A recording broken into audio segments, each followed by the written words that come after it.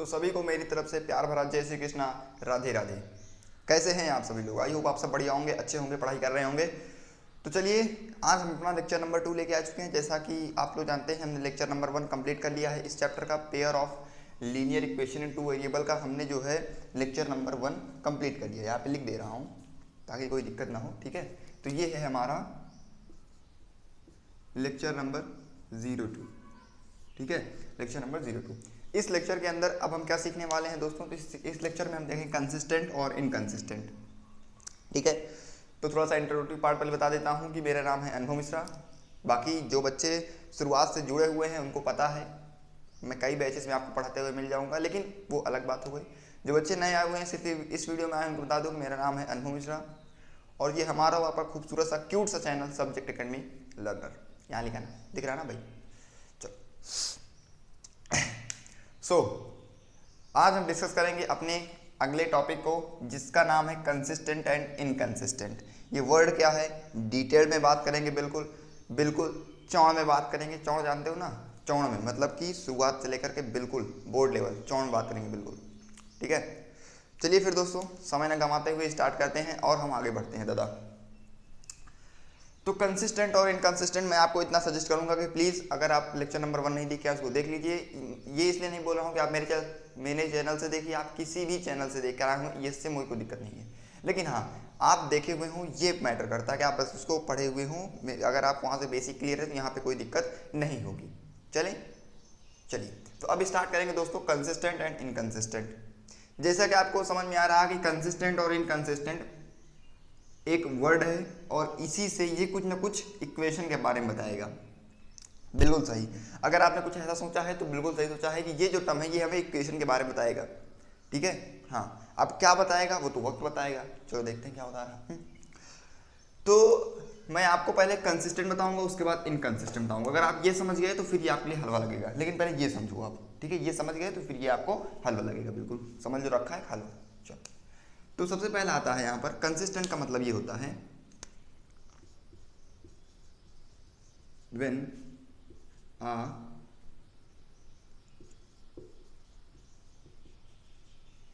Particular solution exist of the equation, of equation लिख लो, of a pair of equation.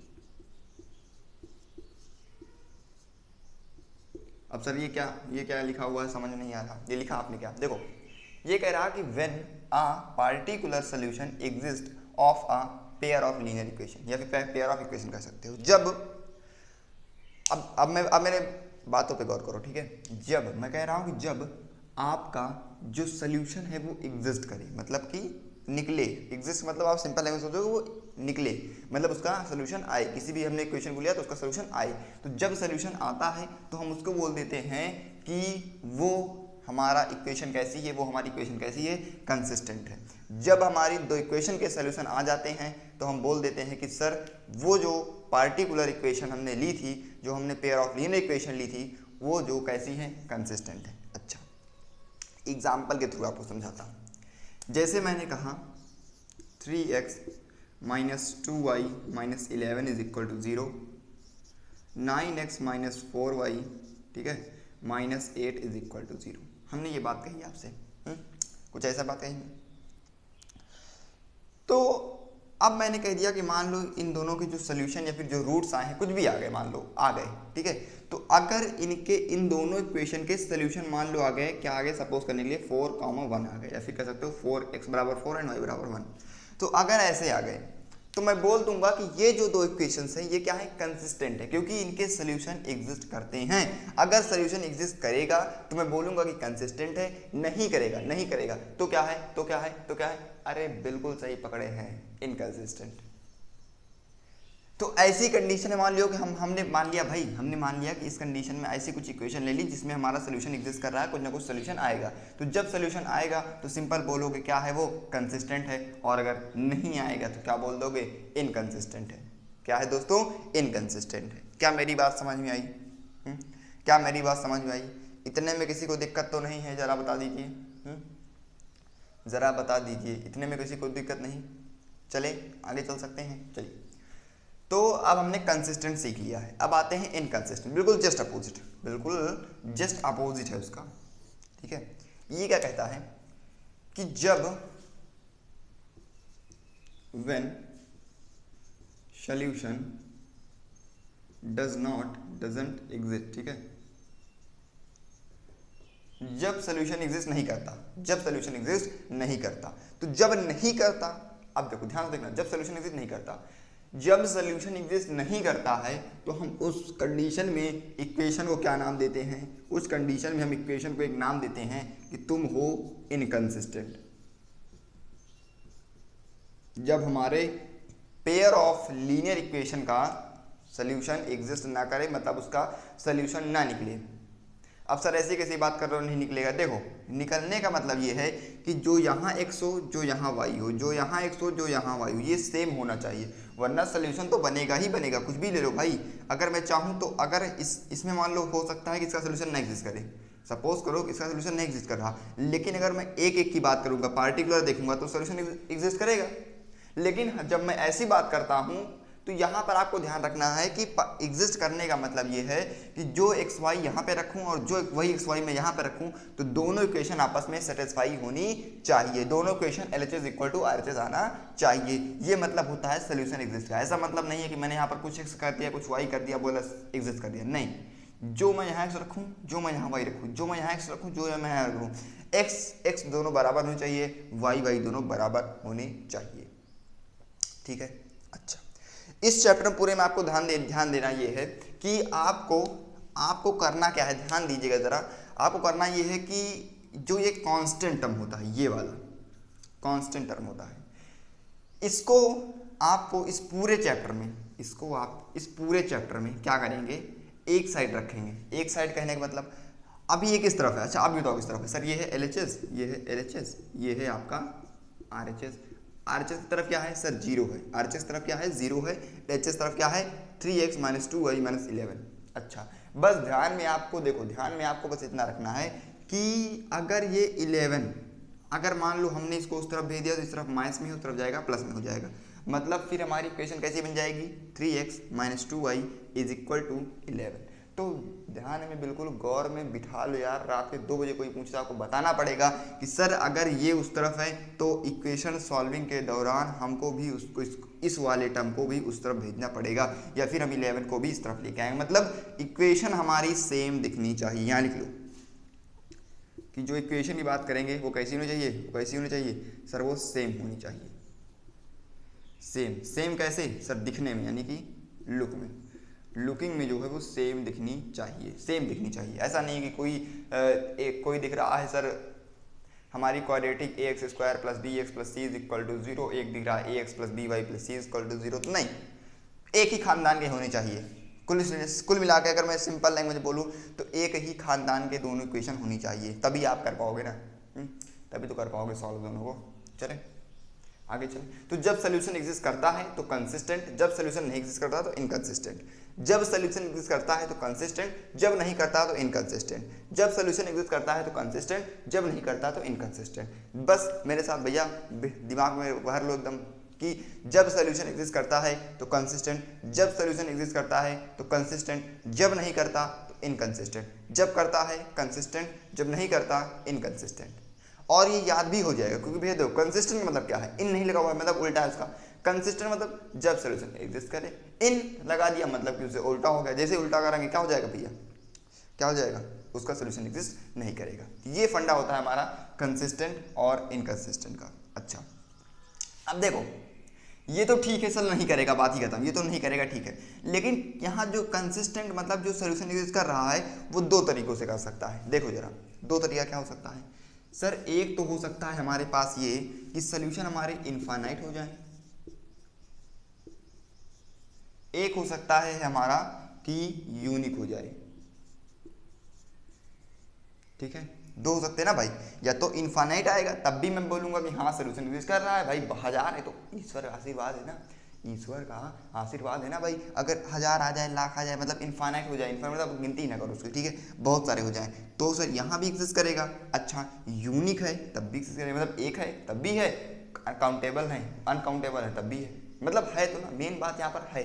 ठीक है, exist कर रहा है कि नहीं। अब चाहे वो 1000 में करे, चाहे 10,000 में करे, चाहे 1000 में करे, चाहे 1 में करे, लेकिन मेन यहाँ काम मतलब क्या है, एग्जिस्ट कर रहा है। ठीक है, तो इसमें भी एग्जिस्ट कर रहा है, इसमें भी। तो यहाँ पर हमारी दो कंडीशन आती है एग्जिस्ट करने के लिए। एक तो हो सकता है कि 1000 हमारे पास बहुत सारे इनफाइनाइट नंबर्स ऑफ सोल्यूशन आ जाए, एक तो ये हो सकता है। दूसरा ये हो सकता है कि हमारे पास यूनिक सोल्यूशन आ जाए, मतलब एक ही सोल्यूशन आ जाए, तब भी ठीक है यार, कम से कम एग्जिस्ट कर रहा है। अच्छा, हमने लास्ट क्लास में आपको बताया था कि सर जब इनफाइनाइट क्या होता है कि जब हमारे इनफाइनाइट सॉल्यूशंस आते हैं तो उन दोनों पेयर ऑफ इक्वेशंस की लाइन कैसी होती हैं, लाइन होती हैं कोइंसिडेंट। क्या होती हैं, कोइंसिडेंट होती हैं, बिल्कुल सही। जब हमने कहा था कि यूनिक मतलब एक सोल्यूशन आएगा, तो एक सोल्यूशन का मतलब ये होता है कि वो लाइन कैसी होंगी, इंटरसेक्टिंग होंगी। तो यहाँ लिख लो इंटरसेक्टिंग लाइंस। अच्छा, अब ये दोनों समझ में आई। इसको हमने लास्ट क्लास में किया था। अगर आपको थोड़ा सा मैं आइडिया दूं तो बता देता हूं फिर से एक बार कि जो कोइंसिडेंट लाइंस होती हैं, हमेशा ध्यान में बस इतना रखो कि जब कभी भी सोल्यूशन आता है, बोले सोल्यूशन आ गया, सोल्यूशन चिल्ला रहे हैं, इसका मतलब क्या है, इसका मतलब ये है कि हमने जो दो इक्वेशन उठाई थी, एक ये एक ये, इन दो इक्वेशन की जो लाइंस बनेंगी, क्योंकि ये क्या रिप्रेजेंट कर रही हैं, जो हमारी ये ax, देखो जो होती है ax plus B Y plus C is equal to 0, ये क्या बता रही है सर, ये एक लाइन को बता रही है, ये एक स्ट्रेट लाइन को बता रही है। उसी तरह हमने दूसरी ली थी, एक क्या ली थी, एक ली थी a1x plus b1y plus c1 is equal to 0, एक ली थी a2x plus b2y plus c2 is equal to 0। तो फिलहाल में ये बता क्या रही हैं सर, ये बता रही हैं कि ये एक स्ट्रेट लाइन को रिप्रेजेंट करना चाह रही हैं, एक स्ट्रेट लाइन को रिप्रेजेंट करना चाह रही हैं। ठीक है, क्या मेरी बात समझ में आई, किसको रिप्रेजेंट करना चाह रही हैं, एक स्ट्रेट लाइन को। अच्छा, तो जब एक स्ट्रेट लाइन इससे बनेगी, और क्योंकि ये पेयर चल रहा है, चैप्टर का नाम ही है पेयर ऑफ इक्वेशन, तो दो चलेंगी तो हमारे पास दो लाइंस आएंगी। हमेशा ध्यान में इतना रखो कि जब कभी भी लाइंस इंटरसेक्ट करती हैं, हमने इसको पिछली क्लास में लिखा भी था कि जब कभी भी लाइंस इंटरसेक्ट करती हैं तो क्या होता है, सोल्यूशन आता है। जब लाइंस इंटरसेक्ट नहीं करती हैं तो सोल्यूशन नहीं आता है। तो बेसिकली यहाँ पर कोइंसिडेंट होने का क्या मतलब है, कोइंसिडेंट लाइन ऐसी लाइन होती हैं, आपको पता ही सब भैया 9th क्लास का है, लाइंस का जो चैप्टर है, कि कोइंसिडेंट लाइंस ऐसी लाइंस होती हैं जो एक के ऊपर एक चलती है, मतलब सेम पाथ फॉलो करें। ऐसी लाइंस जो क्या करें, सेम पाथ फॉलो करें। यहाँ लिख दे रहा हूँ कि फॉलो सेम पाथ।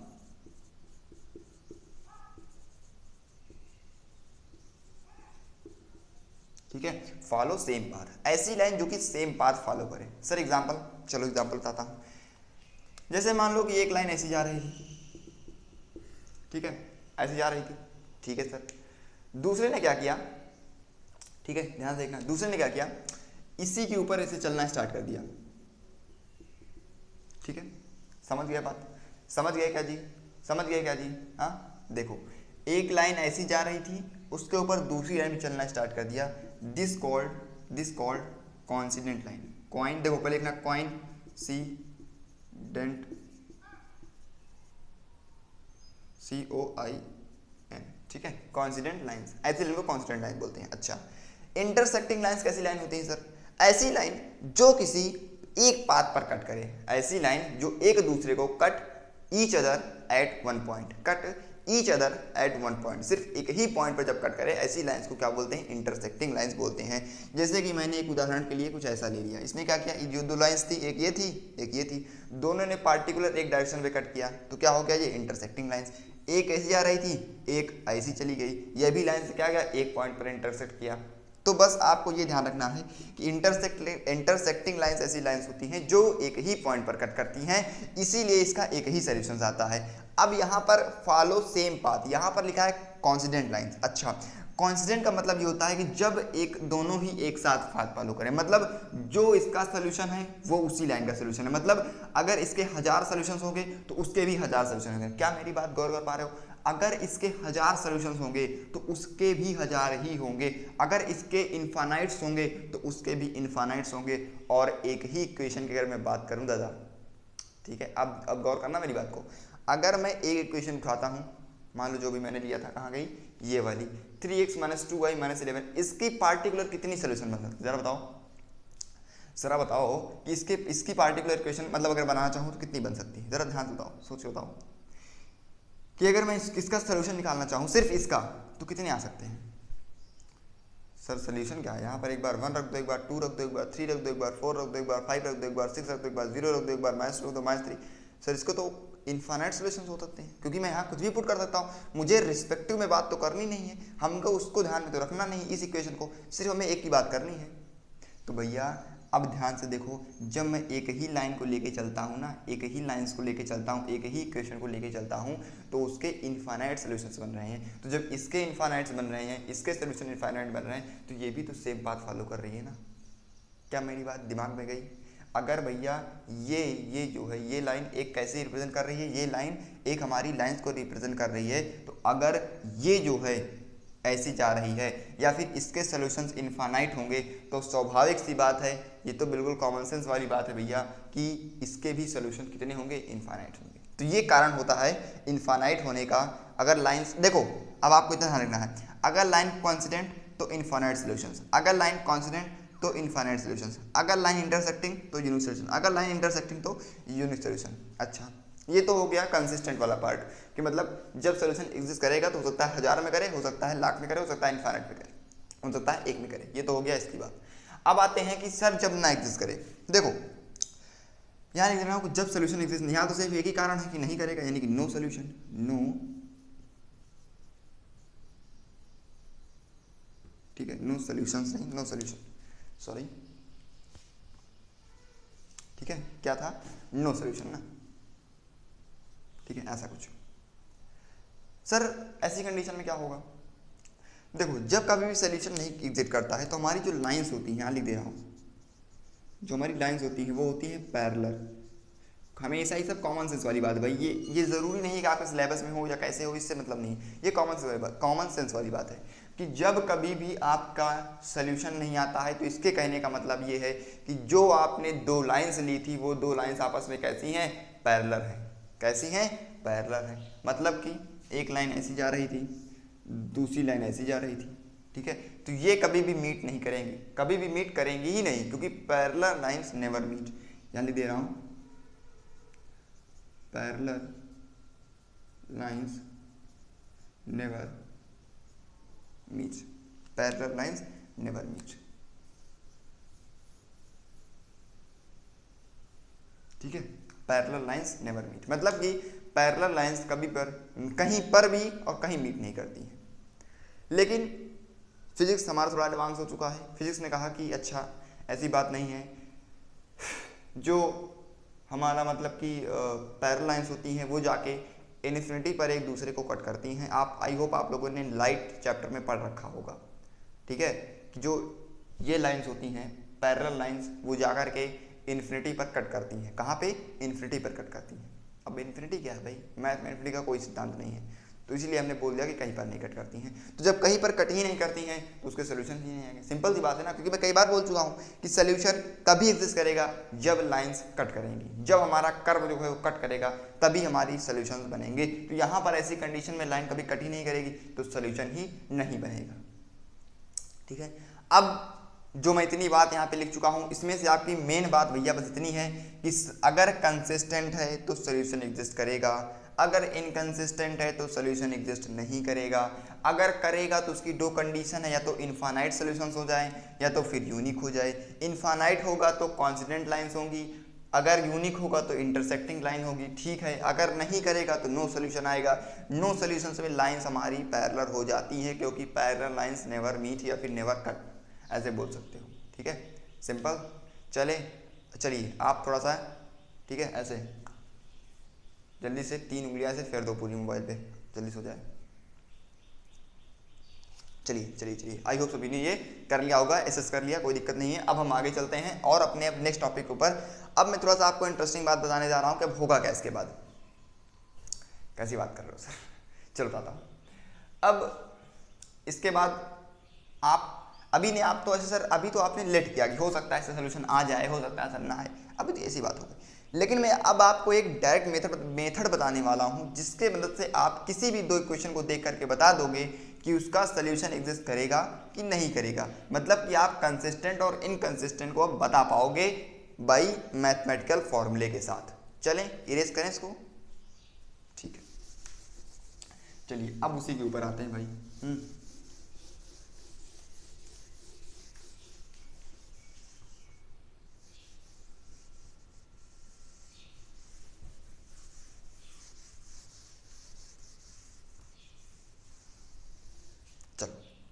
देखो ज़रा ध्यान से देखना भाई, ध्यान से देखो क्या कर रहे हो। चलो, तो हमने क्या कहा कि अब आपको करना ये है कि अब मैं आपको बताऊंगा कि कैसे अगर हमारी इक्वेशन हमको दे दी जाए तो मैं कैसे बता पाऊंगा कि उसका जो सोल्यूशन है वो एग्जिस्ट करेगा कि नहीं करेगा। ठीक है, ये कैसे बता पाऊंगा, अब मैं वही सिखाने जा रहा हूँ। और आपको मैं एक अच्छी बात बताता हूँ कि करेगा मतलब कंसिस्टेंट तो होगा, और ये भी आप बता पाओगे कंसिस्टेंट है तो उसमें क्या है, इनफाइनाइट सॉल्यूशंस आएंगे कि एक आएगा, ये बता पाओगे। मतलब आप तीनों कंडीशन देख पाओगे, इनफाइनाइट की भी जो यहाँ लिखा था वो क्या कहते हैं इंटरसेक्टिंग का उसका भी, और यहाँ पर जो लिखा था नो सॉल्यूशन का उसका भी। मतलब आप तीनों कंडीशन को मीट कर पाओगे, अच्छे से बता पाओगे। चलिए फिर चलिए, तो सबसे पहले हमको इक्वेशन सेलेक्ट करनी पड़ेगी। अब हम कोई, अगर मैं चाहूँ तो ये ले सकता हूँ कि सर ले लो 3x - 4y कुछ भी ले लो, लेकिन भाई हम ऐसा नहीं करेंगे। क्यों नहीं करोगे सर? क्यों मैं ऐसा नहीं करूँगा? क्योंकि सब इक्वेशन ये थोड़ी ना होगी, सारी इक्वेशन ऐसे थोड़ी ना होगी। तो हम एक जर्नल इक्वेशन लेट करेंगे। क्या करेंगे? एक हम जर्नल इक्वेशन लेट करेंगे। आप सभी को पता होगा कि जर्नल इक्वेशन क्या होती है भाई इसकी। सर इसकी जर्नल इक्वेशन होती है a1x + b1y + c1 = 0, a2x + b2y + c2 = 0। ठीक है, दो इक्वेशन में लेट कर दी। कई बार बोल चुका हूँ भाई कि अगर आपने कांस्टेंट को लेफ्ट साइड रखा है तो फिर अगले कांस्टेंट को भी आप लेफ्ट साइड रखोगे। अगर इस वाले कांस्टेंट को राइट साइड में रखा है तो दूसरे वाले को भी राइट साइड में रखोगे। मतलब एक ही खानदान की दिखनी चाहिए दोनों। इतनी बात समझ में आई? चलो, अब मैं यूज़ कैसा करूँगा यहाँ पर मैं यूज़ करूँगा, हमने कई बताया कि a1 b1 c1 a2 b2 c2 है क्या? सर ये तो रियल नंबर्स हैं, आप कई बार बता चुके हो ये क्या है, रियल नंबर्स हैं, और x y क्या है, वेरिएबल्स हैं। ठीक है, चलिए, तो अब हम एक टेबल का यूज़ करेंगे। अब हम किसका यूज़ करेंगे? एक टेबल का यूज़ करेंगे, चार्ट का, टेबल का। इस टेबल का नाम वैसे तो एनसीईआरटी में दिया गया है कंपैरेटिव टेबल। क्या नाम दिया गया है? Comparative table. क्या नाम दिया है किसका? इसका नाम दिया गया है कंपैरेटिव टेबल। मतलब कि कंपेयर करने वाली टेबल, जो कंपेयर करे दैट्स कॉल्ड कंपैरेटिव टेबल। हाँ, किसी भाई जो कंपेयर करे कंपैरेटिव, जो कंपेयर करेगा कंपैरेटिव। समझ गए? अब कुछ बच्चे होंगे सर आपने इसको क्यों लिया? भाई देखो मैंने इसलिए इसको लिया है क्योंकि आप जब कभी भी इस चैप्टर में बात करोगे तो सारी क्वेश्चंस आपको इसी टाइप की मिलेगी, इसी टाइप की मिलेगी सारी क्वेश्चंस। यहाँ होगा मान लो 3 आ जाए, एक a1 जाए 3 आ जाए, a2 जगह 4 आ जाए, मतलब कुछ भी हो सकता है। मतलब कि सिर्फ a1 b1 c1 चेंज होगा, x और y वही तरह रहेगा, सारी पोजीशन भी सेम रहेंगी। तो इसीलिए हमने एक जर्नल लेट किया है। अब इससे करना आपको बेहद ही आसान लगेगा। चलिए बता रहा हूँ मैं, देखिएगा ज़रा। तो यहाँ मैं लिखूँगा रेशियो। ठीक है, यहाँ लिखूँगा मैं रेशियो। ठीक है, रेशियोज लिख दे रहा हूँ, कई हैं। तो यहाँ हो गया अपना रेशियो। एक मिनट। चलिए थोड़ा सा इस तरफ ले लेता हूँ ताकि आपको समझ में अच्छे से आए। एक मिनट, चलिए यहाँ हमने ले लिया रेशियो।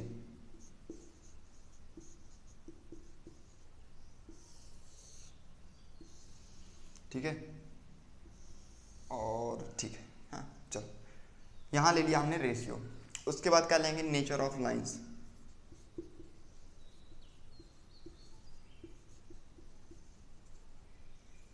ठीक है, उसके बाद क्या लेंगे सर? नेचर ऑफ लाइंस हो गया।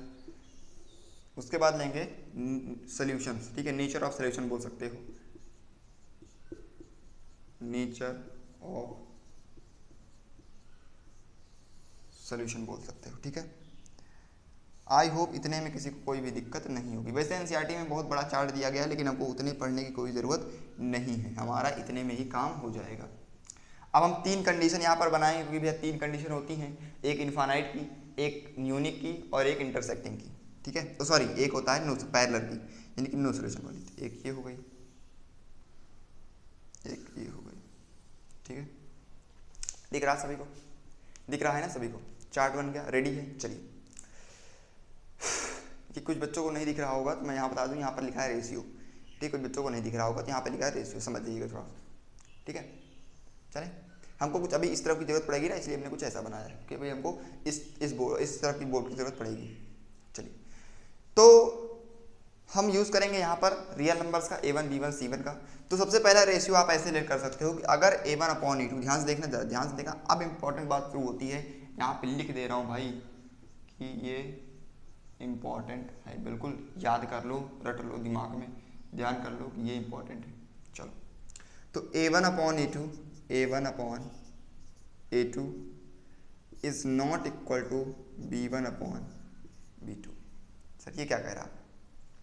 ये कह रहा है कि जब मान लो यहाँ पर कुछ था, A1 था, यहाँ A2 था, यहाँ B1 था, यहाँ B2 था, तो जब आप इन दोनों को आपस में डिवाइड करोगे, इन दोनों को आपस में डिवाइड करोगे, ध्यान से बोलना, ध्यान समझना बिल्कुल। जब मैं A1 को A2 से डिवाइड करता हूँ और B1 को B2 से डिवाइड करता हूँ, तो जो हमारा फाइनल रिजल्ट आता है वो आपस में बराबर नहीं होते हैं, आपस में बराबर नहीं होते। तो यही कहता है कि A1/A2 not equal to B1/B2, A1/A2 not equal to B1/B2, मतलब ये आपस में इक्वल नहीं होंगे। एग्जाम्पल के लिए आपको बताऊंगा, पहले पूरा लिख दे रहा हूँ। तो जब कभी भी ऐसा हो तो हमारी जो नेचर्स ऑफ लाइंस होती हैं, ध्यान से देखना, नेचर ऑफ लाइंस जो हमारी होती हैं वो होती हैं इंटरसेक्टिंग। क्या होती हैं?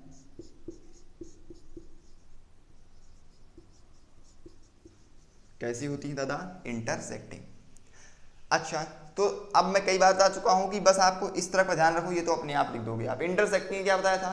इंटरसेक्टिंग के लिए क्या बताया था सर? मतलब वो एक जगह इंटरसेक्ट करेगी। अब एक जगह इंटरसेक्ट करेगी तो सोल्यूशन उसका एक ही आएगा, मतलब कि यूनिक सोल्यूशन होगा।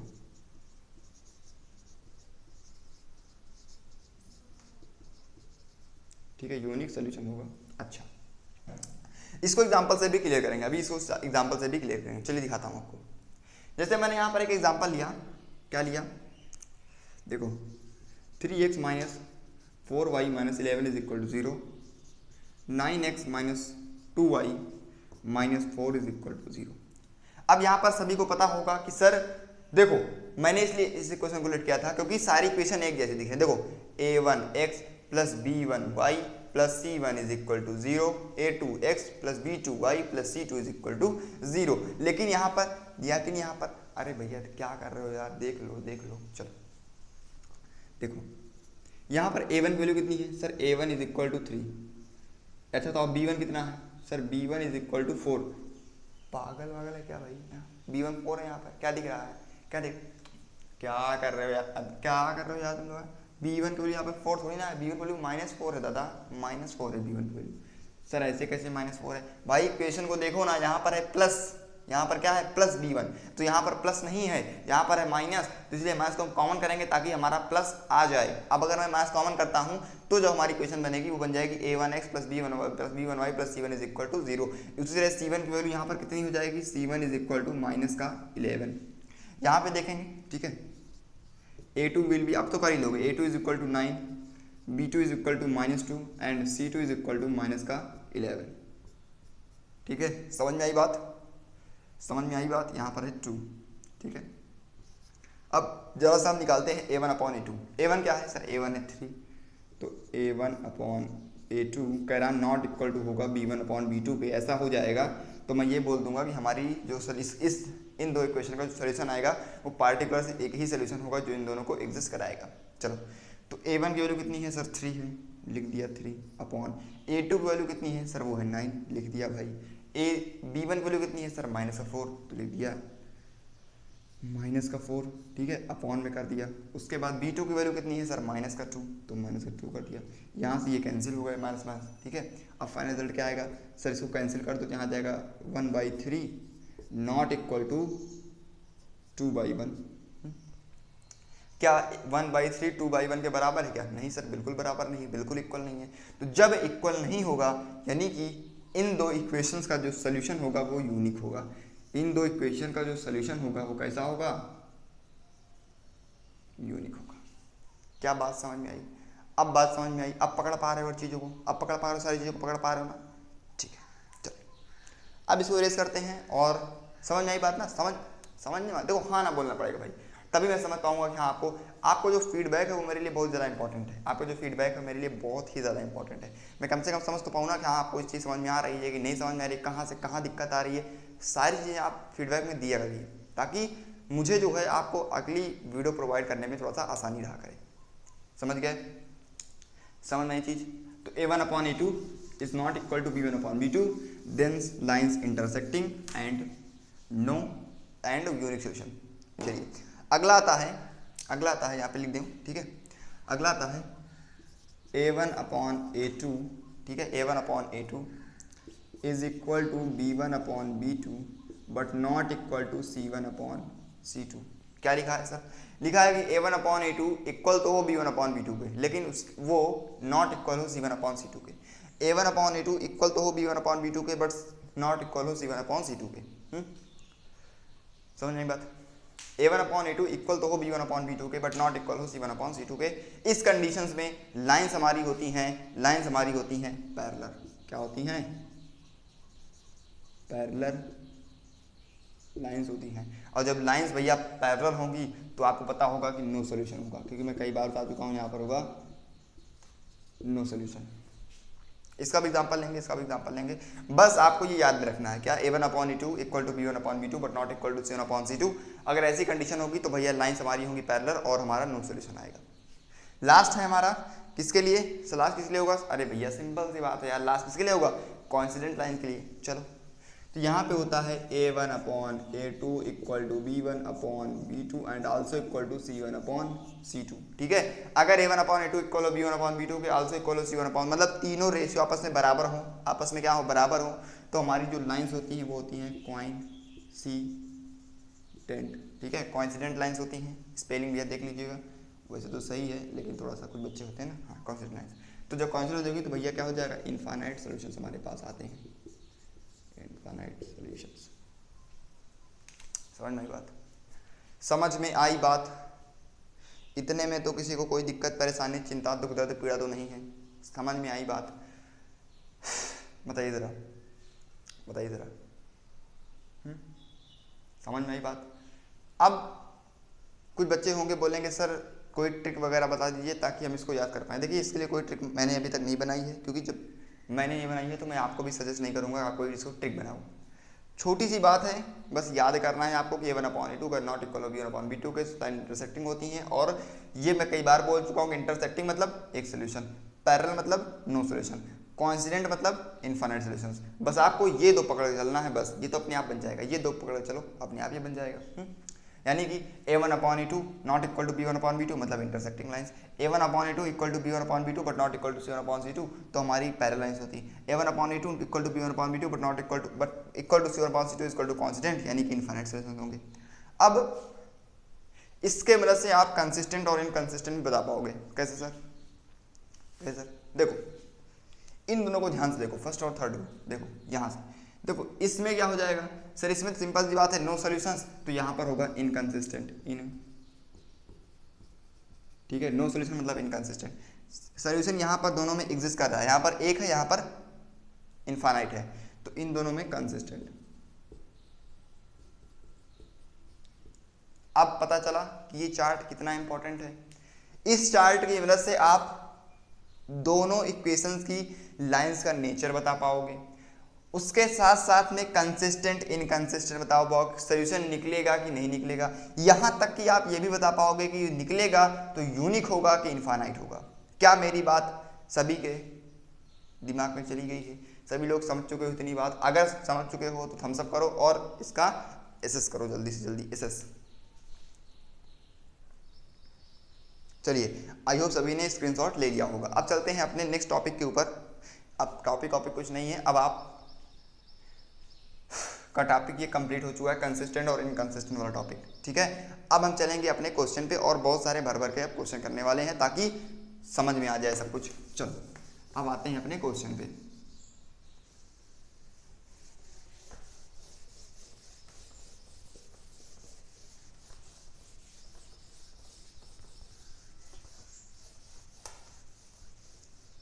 ठीक है, चलिए। हाँ, और ध्यान रखिएगा कि मैं कुछ बच्चे हो मेरे पास कमेंट किए थे सर आप क्वेश्चन कहाँ से करवाते हो। कुछ बच्चे मेरे पास कमेंट किए थे सर आप क्वेश्चन कहाँ से करवाते हो। तो देखिए, मैं क्वेश्चन जो करवाता हूँ अपने लेक्चर्स में वो 2 का समेशन होता है। मतलब कि मैं एक PDF बना के रखता हूँ, ठीक है, उसका प्रिंट आउट निकलवा लेता हूँ, ताकि पहले मैं एक PDF बना के रखता हूँ, ठीक है, एक PDF बना लेता हूँ, उसके बाद उसको या तो प्रिंट आउट करा लेता हूँ या फिर लैपटॉप में रहता है, कोई दिक्कत नहीं होती है। उससे क्या होता है, मैं उसमें लैपटॉप से देख के क्वेश्चन करवाता रहता हूँ। उससे क्या होता है, देखिए, उससे होता ये है कि अब हाँ बात करेंगे उसमें क्वेश्चन कैसे रहते हैं। पहले तो क्वेश्चन रहते हैं उसमें 2 चीज़ों के, मतलब कि एक NCERT, एक RD शर्मा। ठीक है, इन दोनों बुक से मैं क्वेश्चन को उठाता हूँ, जो अच्छे क्वेश्चन होते हैं उनको मैं उठा लेता हूँ और एक सीरियल वाइज लगा लेता हूँ। बस उन्हीं में से मैं आपको क्वेश्चन भी सॉल्विंग करवाता हूँ, ताकि आपको जो कुछ बच्चे होते हैं RD शर्मा सॉल्व करते हैं, कुछ बच्चे होते हैं NCERT पकड़ते हैं, तो दोनों बच्चों का काम हो जाए। ठीक है। और मैं इतने कॉन्सेप्ट लेकर आता हूँ ताकि आपको फिर क्वेश्चन करने में अगर मैं 2-4 क्वेश्चन मिस भी कर दूँ तो आपको उसमें कोई दिक्कत ना हो। चलें, अब क्वेश्चन का डाउट क्लियर होगा ना। चलो अब आते हैं अपने क्वेश्चन के ऊपर, ठीक है। 1 मिनट, चलिए एक अच्छे क्वेश्चन के साथ स्टार्ट करते हैं। एक अच्छे क्वेश्चन के साथ स्टार्ट करते हैं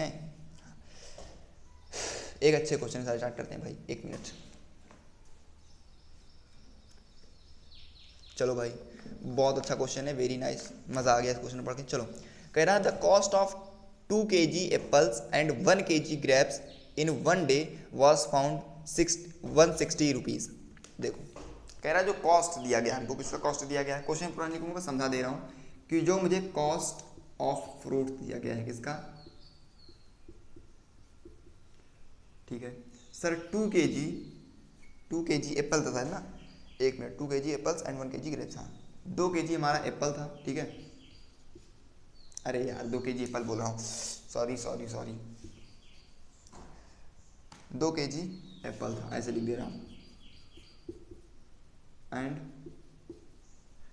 1 kg ग्रेप्स। बताओ ग्राफ लिख दिया, क्या चल रहा भाई मेरे दिमाग में,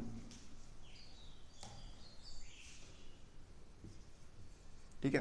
1 kg ग्रेप्स और 2 kg सेब, मतलब 2 किलो सेब और 1 किलो अंगूर का जो हमको प्राइस दिया गया है, क्या दिया गया है हमको, प्राइस दिया, कितना दिया गया है, 1 मिनट, प्राइस दिया गया है 160 यानी कि 160। इन सभी का जो हमें प्राइस दिया गया है, प्राइस या फिर कॉस्ट बोल लो, वो हमको दिया गया है 160 रुपीज़।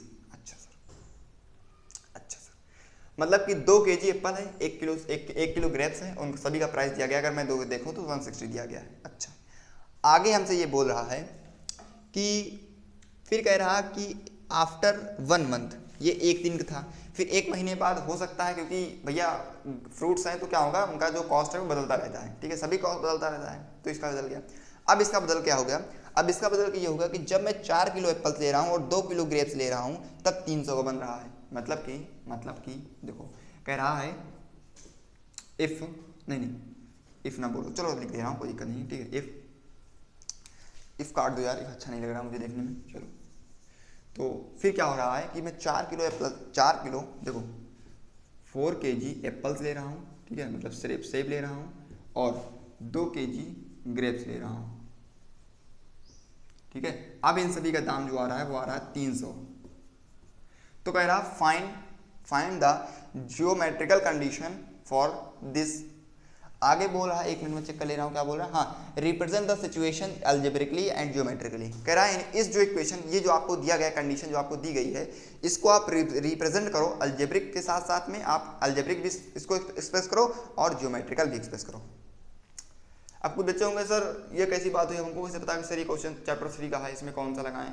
कुछ बच्चे होते हैं ना, बताऊंगा, वर्ड प्रॉब्लम वाला क्वेश्चन है, हमसे दिया गया है। अब देखो मैं क्वेश्चन आपका नंबर रिपीट कर रहा हूँ। कह रहा कि the cost of fruits, the cost of 2 kg apples and 1 kg grapes is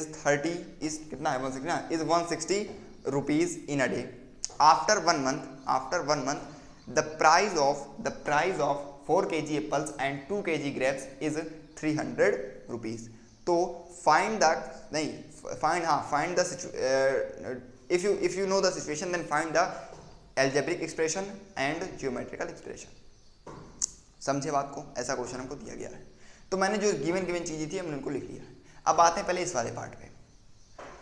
कह रहा कि सर 2 kg एप्पल्स हैं और 2 kg एप्पल्स हैं, 1 किलो ग्रेप्स हैं, उन सभी का दाम कितना है, 160 है।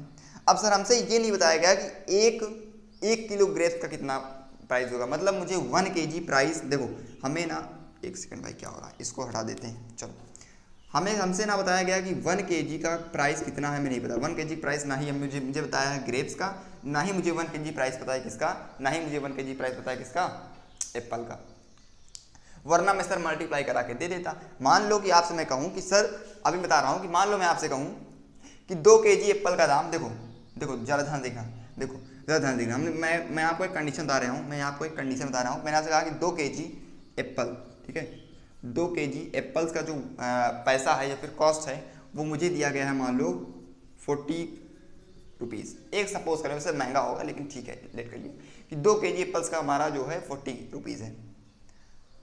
तो सर मैं क्या करूं, सर 1 किलो निकालना रहेगा तो मैं क्या करूंगा, सर 1 किलो निकालना रहेगा तो हाँ भाई ये तो अच्छी बात हो गई। तो सर यहाँ से मैं ये कह सकता हूँ कि 1 किलो का जो वजन होगा वो होगा 20, क्योंकि सर 2 इंटू 20 होता है 40, ठीक है। 2 इंटू 20 कितना होता है 40, मतलब कि 1 किलो जो वजन का 1 किलो 1 केजी एप्पल्स का जो प्राइस होगा वो होगा 20, तो 4 केजी सॉरी 2 केजी कितना हो गया 40 हो गया। ये तो सर मैंने ऐसे समझ लिया छोटा प्रॉब्लम था, लेकिन यहाँ पर बड़ा प्रॉब्लम है, यहाँ पर क्या है बड़ा प्रॉब्लम है। तो यहाँ पर जब बड़ी प्रॉब्लम होती है तो वहाँ पर हम कुछ लेट करते हैं, क्या करते हैं, लेट करते हैं। चलिए आपको लेट करके बता रहा हूँ। तो हमने लेट कर लिया, क्या लेट किया, देखो जरा हमने क्या लेट किया कि 1 केजी प्राइस ऑफ एप्पल, पहले हमने ये लेट किया, तो हमने लेट किया कि वो x है, हमने क्या लेट किया कि वो x है। भाई x हो सकता है, अभी मुझे पता तो है नहीं, वो तो छोटा था तो हमने यहाँ पर लगा लिया कि 20 दूना 40 हो गया, लेकिन मुझे यहाँ पर पता नहीं है तो मैंने यहाँ पर एक क्या किया, लेट किया कि 1 केजी जो प्राइस है एप्पल का वो कितना है, x है। अब चलिए ग्रेप्स का लेट कर लेते हैं, उसका हम लेट कर लिया y, ठीक है। यहाँ दे रहा हूँ 1 केजी प्राइस ऑफ ग्रेप्स कितना है सर, वो भाई। अब कुछ बच्चे होंगे सर क्या मैं आप एक्स है वाई लेट करूँ, नहीं भाई आप कुछ भी लेट कर लो, पी क्यों लेट कर लो, वेरिएबल लेट करना है लेट कर लो। तो हमने यहाँ पर एक्स और वाई लेट कर लिया, ये 1 किलो सेब हो गया, 1 किलो एप्पल हो गया। अब इसको पुट करते हैं, लिख दूंगा according to question, according AT क्यों लिख लीजिएगा जरा, मतलब अकॉर्डिंग टू क्वेश्चन क्या है, 2 केजी एप्पल्स हैं, तो हमारा 1 केजी का x है, तो 2 केजी कितना हो जाएगा सर 2x हो जाएगा, बिल्कुल यहाँ हो जाएगा 2 इंटू एक्स हो जाएगा, ठीक है। उसके बाद देखो अब प्लस करो, प्लस कर दिया, 1 केजी ग्रेप्स है, सर 1 केजी ग्रेप्स मतलब वही, 1 केजी ग्रेप्स मतलब वही, ठीक है। 1 केजी मतलब क्या, 1 केजी लेट नहीं किया था क्या, 1 केजी ग्रेप्स का हम लेट किया था वाई, तो यहाँ हो गया वाई। अब कह रहा है जब मैं इन दोनों को लेता हूँ तो मेरा प्राइस बनता है 160, यानी कि यहाँ लिख दूंगा मैं इक्वल टू 160। तो यहाँ पर इसको आप ऐसे लिख सकते हो क्या, 2x प्लस वाई, इनको इस तरफ ले आओ तो -160 इज इक्वल टू 0। एक इक्वेशन आपके सामने बन के तैयार हो गई, एक इक्वेशन आपके सामने बन के तैयार हो गई। एक बार फिर से बता दे रहा हूँ कि हमको 2 केजी एप्पल्स और 1 केजी ग्रेप्स में जब साथ में खरीदता हूँ तो मुझसे दुकानदार पैसा मांगता है कितना, 160। भैया मान लो बबलू था, बबलू गया, बबलू एक शॉप पे गया, वहाँ जाके उसने बोला कि अंकल मुझे जो है 2 किलो सेब दे दो और 1 किलो अंगूर दे दो, उसने दिए। उसके बाद उन्होंने कहा कि अच्छा कितने पैसे हुए, उन्होंने कहा बेटा 160 हो गए, कितने हो गए 160 हो गए। अब भैया वो दौड़ता दौड़ता घर आया, अब घर आया तो घर वाले ने पूछा कितने मिला भाई, घर वाले पूछते हैं जनरली जो है पूछते हैं कैसे क्या मिला, कैसे कितने में था। अब उसको याद ही नहीं यार, वो बोला कि सर याद ही नहीं यार क्या करें।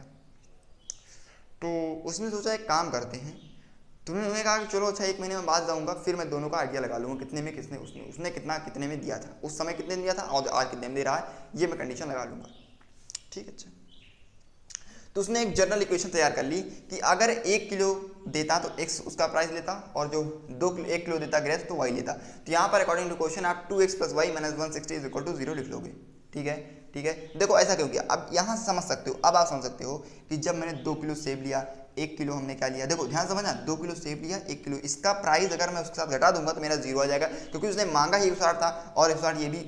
इसको जब 2x प्लस वाई को सॉल्व करोगे तो ये भी 160 ही बनेगा, ये भी 160 ही बनेगा, क्योंकि अकॉर्डिंग टू क्वेश्चन कह यही रहा है ना कि 2 किलो एप्पल्स लिया है, 1 किलो ग्रेप्स लिया है, इन दोनों का प्राइस 160 है, तो 160 माइनस 160 0 होगा। मतलब मुझे बस प्रूफ करना है कि ये एक्स और वाई की वैल्यूज क्या क्या होंगी, बाकी मुझे लाना इसको 160 ही है। चलिए अब आते हैं नेक्स्ट पे। जैसा कि हमने यहाँ पर लेट किया था कि 1 KG price of apples x है और 1 केजी प्राइस ऑफ ग्रेप्स कितना है y है, तो उसी तरह यहाँ करेंगे। यहाँ पर कितने हैं, 4 किलो एप्पल्स हैं, तो क्या हो जाएगा, अरे भाई 4x हो जाएगा। एक का क्या होता है, एक का अगर x है तो 4 क्या हो जाएगा, 4x हो जाएगा, मतलब 4x हो जाएगा। तो आपका 4x प्लस 2 केजी एप्पल्स है, 1 किलो कितना है भाई, तो 2 किलो का 2y, ठीक है। 2y कितना पैसा लिया सर 300, 300, इसको इस तरफ ले आओ तो क्या हो जाएगा 4x plus 3y minus 300 is equal to 0। तो हमने यहाँ पर दूसरी इक्वेशन रेडी कर ली है, दूसरी इक्वेशन रेडी कर ली है। तो हमसे बस यही कहा गया था, अभी हमसे क्वेश्चन में बस इतना ही कहा गया था, क्या कहा गया था कि अलजेब्रिकली, तो हमने अलजेब्रिकली इसको कर लिया, अलजेब्रिक फॉर्म में हमने इसको तो कर लिया। अब इसको ज्योमेट्रिकली कर रहा है। ज्योमेट्रिक का मतलब सर इसका ग्राफ बनाना पड़ेगा, बिल्कुल सही। ज्योमेट्रिक का मतलब होता है आपको इसका ग्राफ बनाना पड़ेगा। बनाए ग्राफ बनाए, चलो अब ग्राफ बनाते हैं, कई बना ले, छोटा सा ग्राफ बना लेंगे, ठीक है। चलो तो इसका बनाए, पहले इसका बनाए भाई, चलो आते हैं।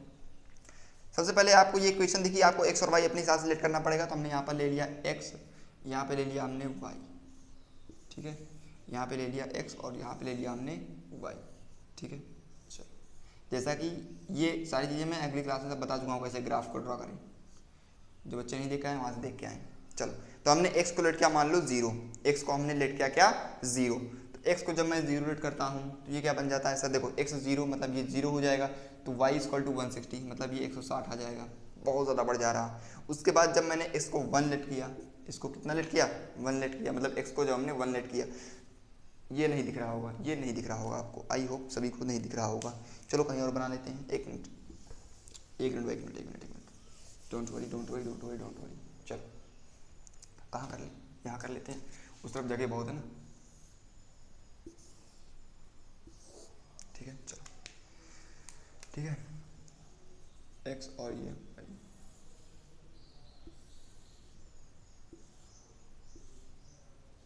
ठीक है। तो जब मैंने x को 1 लेट की 0 लेट किया, मान लो मैंने x को कितना लेट किया 0, तो ये क्या हो जाएगा सर, हो जाएगा 0 plus y minus 160 is equal to 0। तो मैं दूंगा y बराबर 160, क्योंकि 160 क्या उस तरफ चला जाएगा तो प्लस में हो जाएगा, तो ये आ गया हमारा 160। उसके बाद जब मैं x क्या लेट करता हूँ 1, x कितना 1, यहाँ दूंगा 1, तो 1 रखूंगा तो आ जाएगा 2, देखो यहाँ पे 1 रखूंगा तो यह हो जाएगा 2 प्लस वाई माइनस 160, क्या आ जाएगा देखो जरा, 2 plus y minus 160 is equal to 0। तो मैं लिख दूंगा y बराबर 160 माइनस का 2, तो y बराबर 158, तो 158। उसके बाद मैंने यहाँ पर 158, उसके बाद मैंने x जगह क्या रखा, मान लो कुछ भी रख दिया, मैं 10 रख दिया, मान लो मैं 10 रख दिया। जब मैंने x जगह 10 रखा, जब मैंने x जगह 10 रखा तो क्या हो गया, ये होगा 20 प्लस वाई इक्वल टू 160, तो y is equal to 160 minus 20, तो y इज इक्वल टू 140, ठीक है। तो जब मैंने x जगह 10 रखा तो आ गया 140। क्या बात समझ में आई, क्या बात समझ में आई इतनी बात। चलो अब इसका फाइंड कर लेते हैं, इसका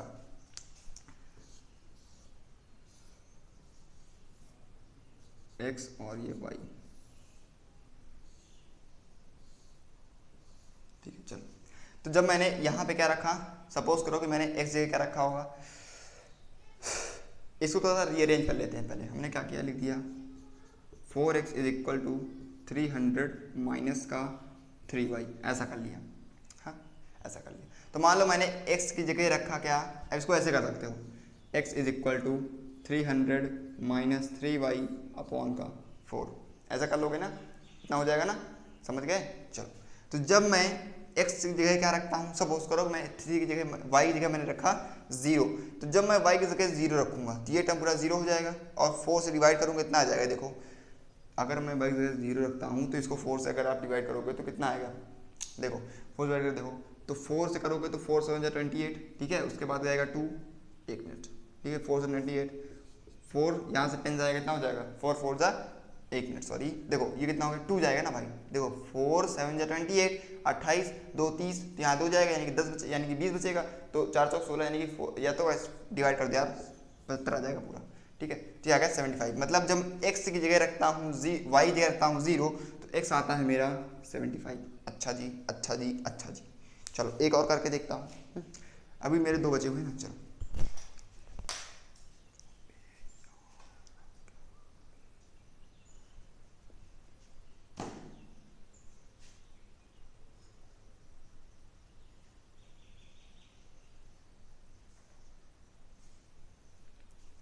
ठीक है, चलें आगे।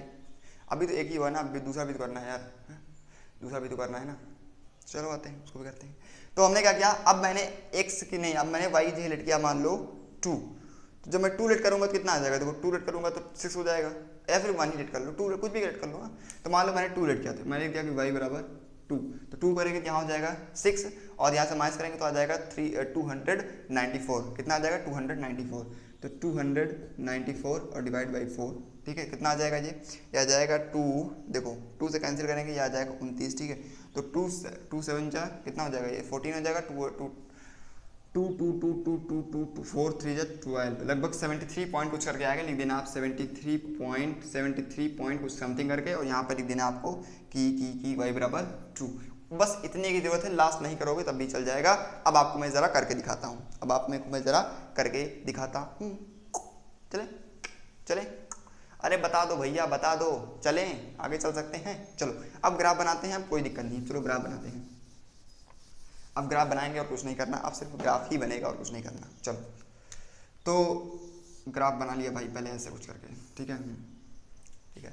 पॉजिटिव में ही रहेगा क्योंकि भैया ये, अब आप क्लास 9th में कोऑर्डिनेट्स पढ़ के आए हो भाई, इतना आपको पता होना चाहिए कि सर इस तरफ प्लस एक्स होता है, इस तरफ प्लस वाई होता है, इस तरफ माइनस एक्स होता है, इस तरफ माइनस वाई होता है, इतना आपको पता होगा ना। चलो तो सबसे पहले मैं लेट करता हूँ। देखो एक्स ये क्या क्या है सर, एक्स के यहाँ पर देखो, यहाँ पर है 0 1 10, यहाँ पर है 75, तो लगभग बड़ी बड़ी वैल्यू पड़ेगी।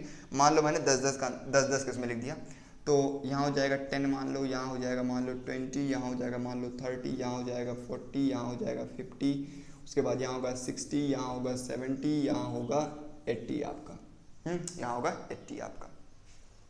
उसके बाद जब मैंने y की बात की तो y पे कितना है सर, y पे तो 160 तक जा रहा है, तो इसको भी क्या करेंगे, इसको 50-50 इंक्रीज कर देते हैं, मतलब 50-50 ना, इसको मैं 50-50 इंक्रीज करा देता हूँ। एक मिनट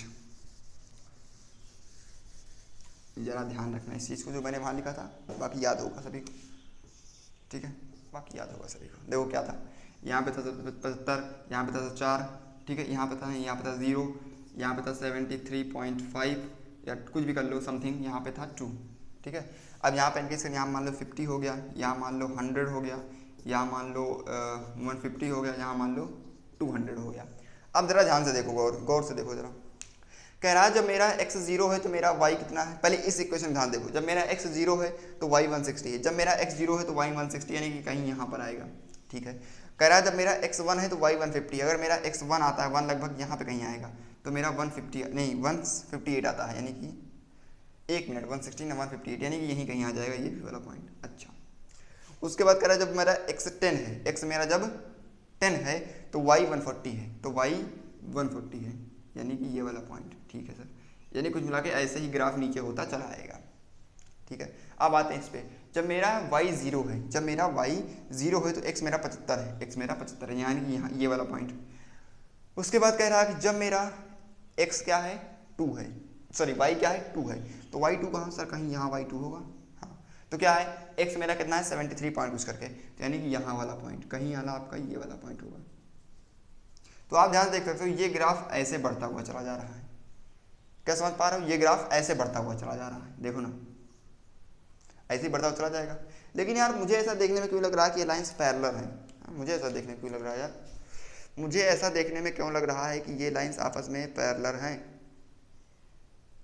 जी हाँ, ये लाइंस आपस में पैरेलल ही हैं। देखो जरा, अब आप जरा इन दो इक्वेशन को जो हमने कंपैरेटिव टेबल बताया था उससे जरा इसको देखो, क्या लिखा है 2x plus y minus 160 0 and 4x minus 2y, तो लिखेंगे a1 upon a2 value, a1 की वैल्यू कितनी है सर 2 है, तो लिख दिया 2 अपॉन a2 की वैल्यू कितनी है सर 4 है, तो 4 लिख दिया, ठीक है। a1 upon a2, b1 upon b2, b1 कितना है सर b1 है 2, b2 कितना है सर वो नहीं ये है 1, सॉरी ये देखो b1 है 1, ठीक है, b1 है आपका 1, b2 कितना है सर b2 है आपका 2, c1 क्या है सर c1, दोनों एक ही तरफ है, तो इनको एक तरफ कर लो, यानी कि इसको इस तरफ कर लो, बराबर इक्वल कर लो, क्योंकि क्या होता है ना कि आपको दोनों एक ही साइड में रखना पड़ेगा, तो ऐसा कर लिया। उसके बाद 160 अपॉन माइनस माइनस तो कैंसिल हो ही जाएगा, तो 160 अपॉन 160 अपॉन 300, इसको से इसको कट कर दिया, ठीक है, तो ये आ गया 1/2 equal to 1/2 but not equal to 16/30। क्या बात समझ में आई, क्या बात समझ में आई कि 1/2 equal to 1/2 and not equal to 16/30। भैया साफ साफ दिख रहा है कि कंडीशन किसके लिए है सर, पैरेलल लाइंस के लिए है, a1 upon a2 equal to b1 upon b2 but not equal to c1/c2। ऐसी कंडीशन किसके लिए होती है, पैरेलल्स के लिए होती है, ऐसी कंडीशन पैरेलल की होती है, इसलिए ना आपका पैरेलल लाइंस बनवाई। ध्यान से देख लो भाई, अब समझ में आया, क्वेश्चन थोड़ा सा लेंदी था, 3 मार्क्स में 4 मार्क्स में क्वेश्चन इस तरह के आराम से बोर्ड एग्जाम पूछ लेता है, लेकिन क्वेश्चन इजी था। अगर आप थोड़ा सा कंसेप्चुअल पकड़ के चलते हो तो क्वेश्चन इजी था, बहुत ज़्यादा डिफिकल्ट क्वेश्चन नहीं था, लेकिन हाँ था तो वही। हाँ समझ में आई बात, किसी कोई दिक्कत तो नहीं, जल्दी बताइए, ठीक है। तो भैया हमने क्या किया, सबसे पहले हमने लेट किया, फ्रूट्स का लेट किया, फिर सारी चीज़ें की हमने, और फाइनली आंसर आ गया कि इन दोनों की जो ग्राफ की लाइंस बनेगी वो पैरेलल बनेगी। हमने ग्राफ से भी प्रूफ किया इसको, और हमने जो कंपेरेटिव टेबल पढ़ा था उससे भी हमने इस चीज़ को अच्छे से प्रूफ किया। समझ गए बात। अब एक 2 क्वेश्चन और कर लेते हैं अपने कंपेरेटिव टेबल पर बेस्ड, ठीक है, ताकि आपको और अच्छे से समझ में आ जाए। इस तरह क्वेश्चन तो बोर्ड एग्जाम में बहुत आए हुए हैं भाई, प्रैक्टिस करनी पड़ेगी आप सभी को। जितनी ज़्यादा प्रैक्टिस करोगे उतना ज़्यादा आपके लिए सही रहेगा, ठीक है, जितनी ज़्यादा आप प्रैक्टिस करोगे उतना आपके लिए सही रहेगा।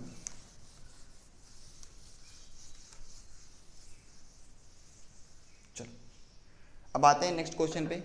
क्वेश्चन देख लो ज़रा ध्यान से सभी लोग, क्या है देखो, कह रहा which of the following pair of linear equations are consistent और inconsistent, if consistent obtain the solution graphically. बाकी ये दें ठीक है। चलो क्या आपको पता करना है कंसिस्टेंट है कि इनकंसिस्टेंट है। जरा ध्यान से देखिएगा, हमारे पास 2 इक्वेशंस दी गई हैं। एक दी गई है कि x + y = 5, एक दिया गया है 2x + 2y = 10। 2 इक्वेशन दी गई हैं कितनी, 2। हाँ ठीक है।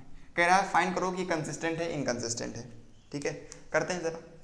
a1 की वैल्यू देखो, a1/a2, b1/b2, c1/c2। जरा ध्यान देखो a1 वैल्यू कितनी है सर, a1 की वैल्यू तो यहाँ कुछ है ही नहीं है, कैसी बात करी भाई, अरे है भाई, गौर करो, है तो यहाँ पर 1 लिखा हुआ है, यहाँ पे 1 लिखा हुआ, 1 छिपा रहता है ना, तो 1/2।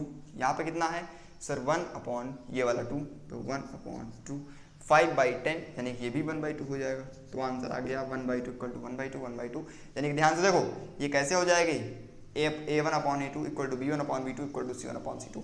जब कभी भी ऐसी कंडीशन हो कि a1/a2 = b1/b2 but equal to c1/c2, तो वहाँ पर जो कंडीशन आती है वो आती है इनफाइनाइट सॉल्यूशंस की, इनफाइनाइट सॉल्यूशंस की। और सॉल्यूशन अगर इनफाइनाइट है तो फिर कैसा है, कंसिस्टेंट तो है ही है,